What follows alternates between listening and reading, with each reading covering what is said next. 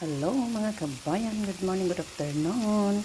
Ngayon gagawa ko ng arancione di riso sa Italia. Ito naman pisel, green peas at saka giniling kabayan. Ayan. Ayan ang aking ingredient. Breadcrumbs, itlog, ham, at saka mozzarella, at saka yung green peas kung linuto ko kanina, at saka yung kanin. Ito naman ang aking salsa. Ilagay natin dito sa ating kanin. Ayan na, kabayan. Yung kanin, linagyan ko ng salsa. Yung salsa, kabayan, ay luto na. May timpla na yan. Ayan, i-mix na lang natin. Itong mga ingredient ko, yung may itlog, may ham, pure, mozzarella, at saka yung green peas. Linuto ko kanina. Ayan, may breadcrumbs. May parmesan cheese. Lagyan natin ng parmesan cheese.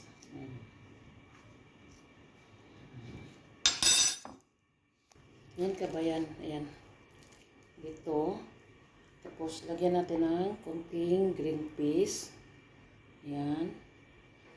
Tapos ham. At saka yung mozzarella. Ayan, i-close natin. Parang siyang bula-bula. Pero ang pangalan nila dito, ang tawag nila ay arancione di riso. Ayan, di ba? Parang na siyang bula-bula kabayan. Ayan na siya. Pagkatapos ilagay natin dito sa ating itlog. Ayan. Pagkatapos sa itlog, ilagay natin dito sa ating breadcrumbs. Ayan.